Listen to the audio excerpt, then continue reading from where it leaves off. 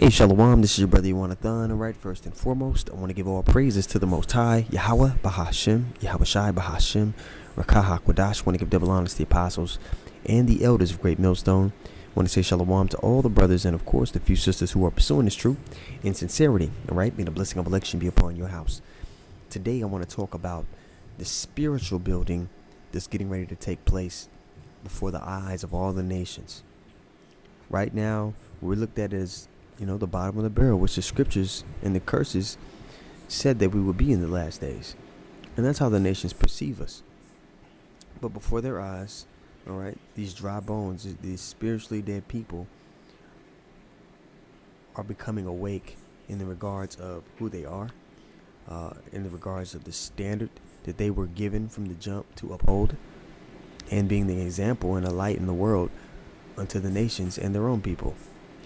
Okay, now during the time of Nehemiah, when they came back from the Babylonian captivity, the nations tried to frustrate the building of the wall, the rebuilding of the wall. And back then, a wall was very significant to a nation's protection,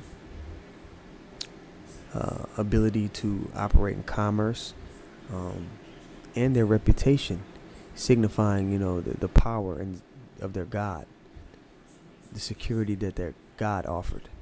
Okay, nowadays you don't see countries and cities really with walls. Nations, they have defense systems. That would be the modern wall.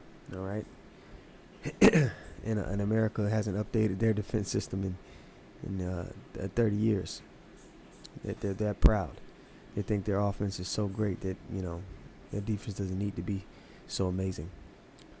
We see how that works even in the world of sports.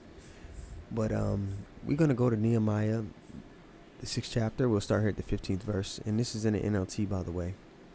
And we're going to key in on this point here in 16. It says, so on October 2nd, which was the month of Elul, right? You can see there. The wall was finished just 52 days after we had begun, which this was no small feat. The walls weren't like a fence, okay? Remember, you had the walls had watchtowers built within them to where people could watch if there were invaders or intruders. And to build a wall around an entire city high enough to where it can't just be climbed, and you know what I mean,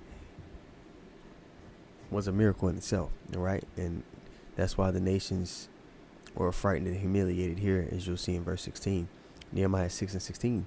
When our enemies and the surrounding nations heard about it, they were affrighted and humiliated. They realized this work had been done with the help of our God. So they realized that, regardless of them teaming up and coming up with all these schemes and ploys to try to stop the building, that there was nothing they could do to disannul what the God of Israel had ordained. Now, what I would like for you all to do is consider the speed in which this all took place. Makes me think of Habakkuk 2, though it tarried, wait for it shall surely, come to pass. I'm paraphrasing. And actually, I'll just go pull it up. But we know that the Lord is going to outdo the speed in which he did the wall in our time. He's going to outdo all the feats that he did in the last days.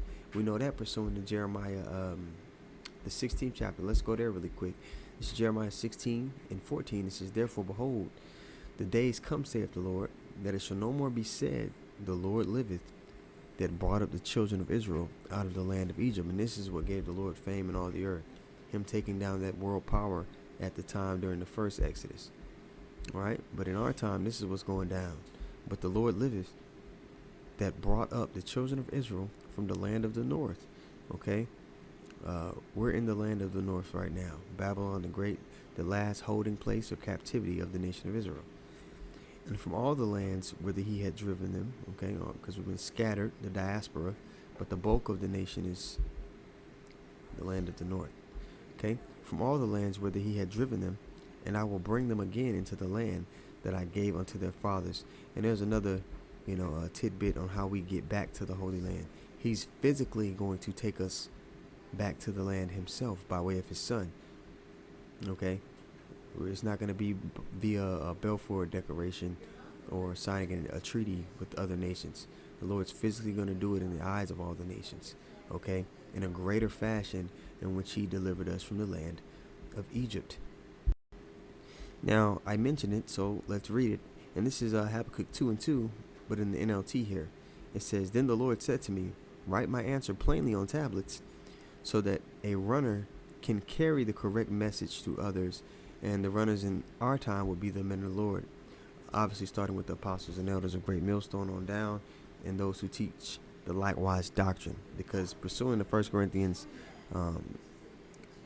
1:10, I believe, let me actually go there. We're all commanded to speak the same thing.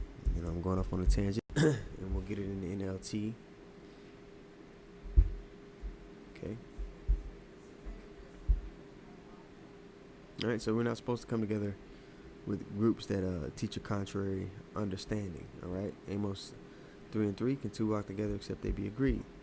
Now Habakkuk 2:2, it says, "Then the Lord said to me, write my answer plainly on tablets, so that a runner can carry the correct message to others." The correct message. Okay? Just like it mentions in Revelation, the 14th chapter, no guile. There are going to be those with no guile, meaning no deceit in their words. Okay?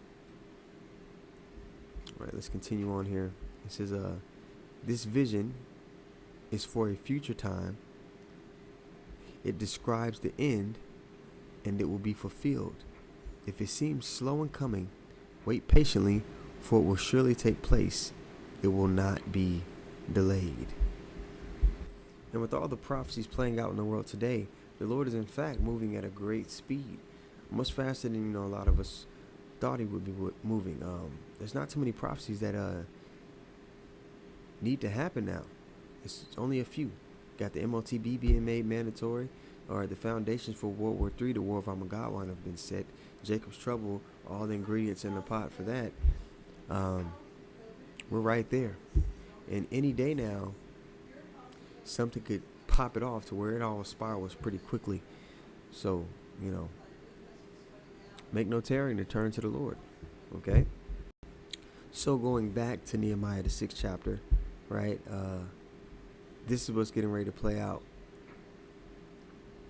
Our enemies are finally going to come to the conclusion that we're not who they think we are. We're not just these lowly people who are only good for entertainment and they're in the way. We're actually the chosen people of Yahweh Bashem Yahushai, and we're over them. They're actually beneath us. Someone hear me say that and say, "What?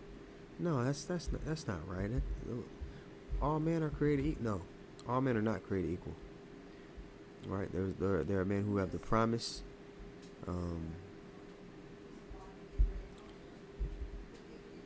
And there are men who do not. There are men who were created to be subservient, and there are men who were created to rule. And the nation of Israel, we were created to rule. So if this understanding resonates with you, man, and you believe, and you're on fire about this thing, might be you. You might be a part of that fold. It has nothing to do with skin complexion. This is Deuteronomy 7:6. "For you are an holy people," holy meaning Kodash, meaning to be separate or set apart, "who belong to the Lord your God. Of all the people of the earth, the Lord your God has chosen you to be his own special treasure." So not all people are equal. It's just not so. Okay, and then you go to Amos 3. The Lord lets you know he has a favorite people. And we can go through all the volume of the book to prove that. That's it's not a difficult thing to do. It says, we'll just start at the top here. "Hear this word that the Lord hath spoken against you, O children of Israel, against the whole family which are brought up from the land of Egypt, saying, you only have I known of all the families of the earth. Therefore I will punish you for your iniquities." Because the promises pertain unto us, both of them, both covenants. You can go to the New Testament, Romans 9:4. Go look all throughout Romans, all throughout the New Testament as well. You see that the kingdom of heaven pertains, the ruling class of the kingdom of heaven pertains to the nation of Israel. All right, so Abarat Tazah, this is a quick lesson. Hopefully it was edifying. I want to give all praises once more to Yahweh, Bahashem, Yahushai. Bahashim Rakaha Kodash. Want to give double honors to the apostles and the elders of Great Millstone. Want to say shalom to all the brothers, of course, a few sisters who are pursuing this truth in sincerity. All right, may the blessing of election be upon your house. Shalom.